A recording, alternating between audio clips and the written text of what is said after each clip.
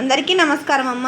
ఈరోజు మనం తెలుసుకుంటున్న అంశం ఏంటంటే 6వ తరగతి తెలుగులో 3వ పాఠ్యాంశమైన మా కొద్దీ తెల్లదొరతనం అనే పాఠ్యాంశానికి సంబంధించిన టోటల్ టెక్స్ట్ బుక్లో ఉన్న విషయాలను తెలుసుకుందాం.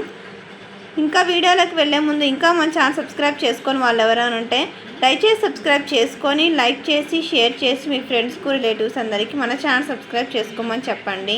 మన ఛానల్ సబ్స్క్రైబ్ చేసుకొని ప్రత్యక్షంగా పరోక్షంగా సపోర్ట్ చేస్తున్న వాళ్ళందరికీ పేరు పేరున ప్రత్యేకమైన హృదయపూర్వక ధన్యవాదాలు.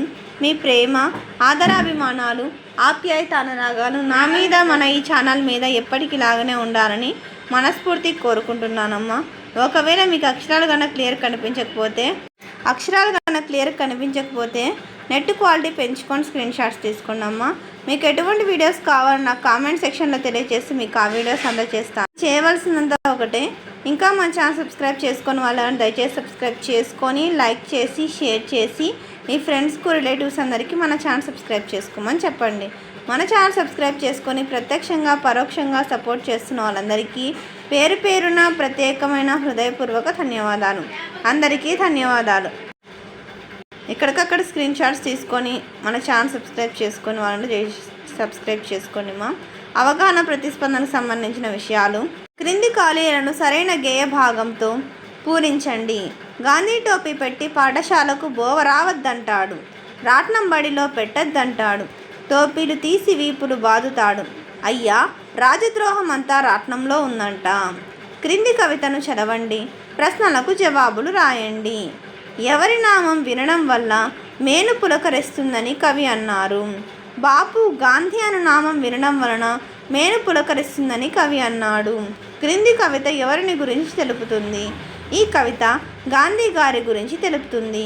ఈ కవితలో అక్షరాల జంట అని అర్థం వచ్చే పదబంధం ఏది? ఈ కవితలో అక్షరాల జంట అని అర్థం వచ్చే పదబంధం వర్ణయుగళం.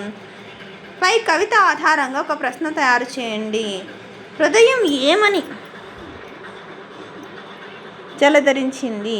ఇక్కడ ప్రశ్న తయారు చేయనప్పుడు ఖచ్చితంగా అంటే క్వశ్చన్ మార్క్ ఉంటేనే అది క్వశ్చన్ అవుతుంది. వ్యక్తీకరణ సృజనాత్మకతకు సంబంధించిన ప్రశ్నలు ఉన్నాయి. దీనికి సంబంధించిన నోట్స్ మన ఛానల్లో ఆల్రెడీ అప్లోడ్ చేస్తున్నానమ్మా. అది కావాలనుకుంటే దయచేసి మన ఛానల్ సబ్స్క్రైబ్ చేసుకొని వాటి సబ్స్క్రైబ్ చేసుకోవడం వల్ల మీకు ఆ నోట్స్ మొత్తం వస్తుందమ్మా. ఆ వీడియోస్ అన్నీ వస్తాయి. భాషాంశాలు. క్రింది వాక్యాలలో గీత గీసిన పదాలకు అర్థాలను రాయండి. వాటితో సొంత వాక్యాలను రాయండి. దొరతనం అంటే ప్రభుత్వం. ప్రజల శాంతి భద్రతలను ప్రభుత్వం పట్టించుకోవాలి. కూడు అంటే తిండి. తిండి తింటే కండ కలదు. సుంత అంటే కొంచెం. తర్వాత లాభం అంటే ప్రాప్తి. ప్రతిదానిలోనూ ప్రాప్తిని ఆశించకూడదు. ముల్డే అంటే ధనపు మూటలు. అన్ని వేళలా మనకు ధనపు మూటలు మనల్ని కాపాడవు. చేటు అంటే కీడు. రాజు అంటే ప్రభువు. పోరాటం అంటే యుద్ధం. క్రింది పదాలను సరైన వ్యతిరేకార్థక పదాలతో జతపరచండి. కావాలి అంటే వద్దు, మంచి అంటే చెడు, వింటాడు అంటే వినడు. తెలుగు అక్షరాలలో తెలుగులో మొత్తం 56 అక్షరాలు ఉంటాయి. అచ్చులు 16, హల్లులు 37, ఉభయాక్షరాలు 3. ఉభయాక్షరాలు అంటే 0, అరసున్న, విసర్గ. ఈ వ్యాకరణాంశాలు అక్షర విభాగం. స్క్రీన్ షాట్స్ తీసుకోండి. ఇది అచ్చుల విభాగం. ఏకమాత్రా కాలంలో ఉచ్చరించబడే అక్షరాలంటే ఒక చిటిక వేసే కాలంలో గుర్తించబడే అక్షరాలు. మాత్ర అంటే ఒక చిటిక వేసే కాలంలో గుర్తించే వాటిని హ్రస్వాలు అంటారు. తర్వాత 2 మాత్రల కాలంలో అంటే 2 చిటికలు వేసే కాలంలో గుర్తించే అక్షరాలను ఏమంటారంటే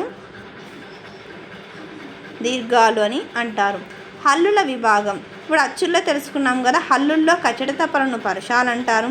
ఇక్కడ నేను చేస్తున్నాను చూడండిమ్మా. కచట తప్పలను పరుషాలు, గజట దెబ్బలను సరళాలు అంటారు.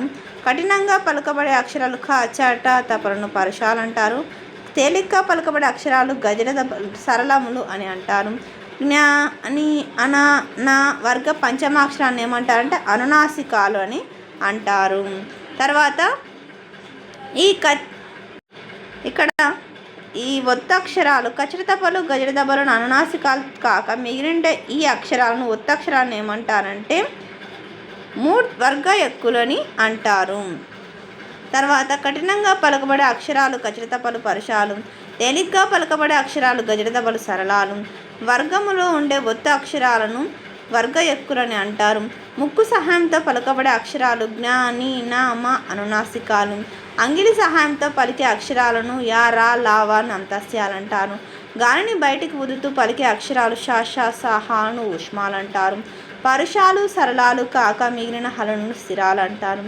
కా నుండి మా వరకు గల హల్లులను స్పర్శాలు అంటారు. ఇక్కడ వర్ణోత్పత్తి స్థాయిలు.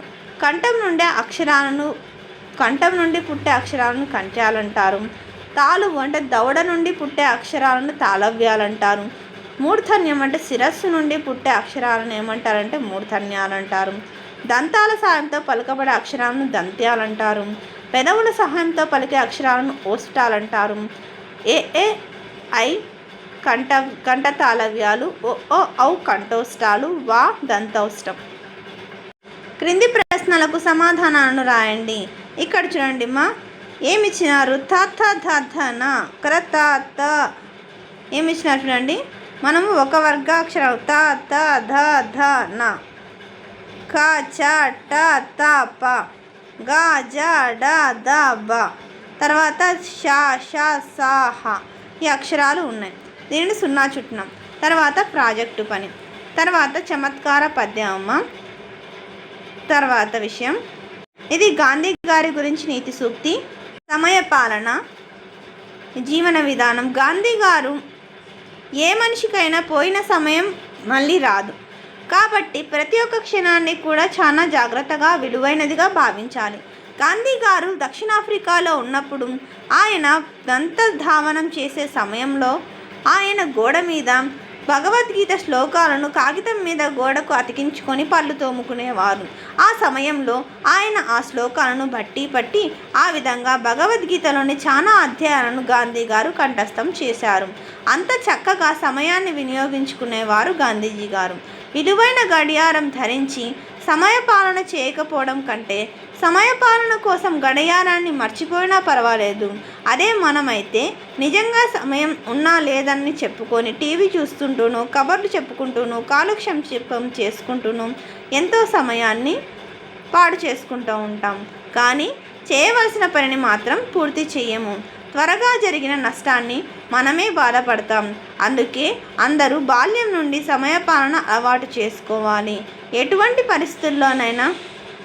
పరిస్థితుల్లోనైనా సమయాన్ని తప్పకుండా జాగ్రత్తగా ప్రణాళికాయుతంగా సద్వినియోగం చేసుకోవాలి.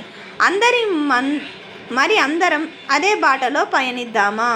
నిజం చెప్పాలంటే నేను కూడా చదువుకోవాల్సిన టైంలో కొంచెం మనసు అనేది సెల్ మీద కానీ టీవీ మీద కానీ చూద్దాము అనిపిస్తుంది. కానీ ఈ రోజు నుంచి చదువుకోవడానికి ప్రయత్నం చేస్తాను. సమయాన్ని సద్వినియోగం చేసుకొని ఎక్కువ విషయాలు నేర్చుకోవడానికి ప్రయత్నం చేస్తాను. అందరికీ ధన్యవాదాలు. ఇంకా మన ఛానల్ సబ్స్క్రైబ్ చేసుకొని వాళ్ళు దయచేసి సబ్స్క్రైబ్ చేసుకొని లైక్ చేసి షేర్ చేసి మీ ఫ్రెండ్స్కు రిలేటివ్స్ అందరికీ మన ఛానల్ సబ్స్క్రైబ్ చేసుకోమని చెప్పండి. మన ఛానల్ సబ్స్క్రైబ్ చేసుకొని ప్రత్యక్షంగా పరోక్షంగా సపోర్ట్ చేస్తున్న వాళ్ళందరికీ పేరు పేరున ప్రత్యేకమైన హృదయపూర్వక ధన్యవాదాలు. అందరికీ ధన్యవాదాలు. దయచేసి వీడియోని మాత్రం స్కిప్ చేయండి.